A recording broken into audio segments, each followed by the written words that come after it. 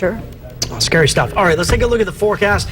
We have lots to talk about. Some excitement again, potentially next week in the form of some high surf. I see CJ's ears perking up a little bit. This is the Tepisque Canyon cam. This is the Santa Maria Valley. Look at the fog marching inland from the ocean to the coast. Let's switch and show you Santa Barbara. This is a live cam view from our Santa Barbara Sky Cam. A lot of boats out there, some sailboats enjoying Wet Wednesday tradition out there. On Wednesdays in Santa Barbara, folks head out from the yacht club and enjoy the nice calm waters here, generally off of our coastline. Looking at the clouds and fog tonight, mostly across the central coast areas. It's cleared away for the most part from the south coast in Ventura County for the time being, but it'll make an early return tonight. It could be pretty thick out there, pretty dense by tomorrow morning. Continuing to cool at the 6 o'clock hour, 72 in Santa Barbara, 69 in Oxnard.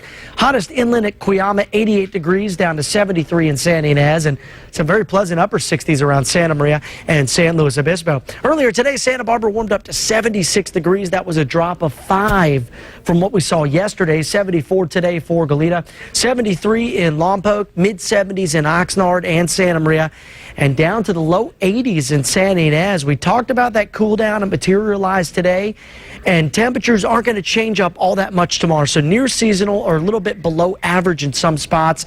Much like what we saw today, we'll see the stubborn clouds with clearing late in the afternoon. 80s to low 90s in the valley, 70s for the south coast and Oxnard Plain, and 60s and 70s for the central coast. Strong onshore flow continues for the next 24 hours with that stubborn cloud cover, maybe even some mist during the morning hours tomorrow. Then by the weekend, high pressure builds back in. That's going to warm those temperatures up for us.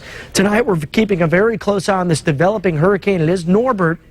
Winds at 75 miles an hour, and by early next week, this storm could actually survive as a tropical storm and be pretty close to San Diego. So I think this far out, the potential for high surf again exists, the potential for some mugginess or subtropical moisture, and maybe, just maybe, a few showers and storms into southern parts of California. Certainly going to keep a close eye on that one. In the meantime, tomorrow we're talking about 70s across the south coast. The clouds quite stubborn through the morning hours. Sunshine, though, by late in the day. Better clearing Friday, and then by Saturday and Sunday, we're talking about those lower 80s. As we mentioned, we're watching Norbert next week, the increase in the humidity and the high clouds as well. Ventura County, similar story here. 70s go to 80s by Sunday, and then a warm and muggy early next week ahead. San Luis Obispo, I think we'll escape the Norbert moisture. At least it looks that way for now, but things could change. Got to definitely keep a close eye on this developing situation.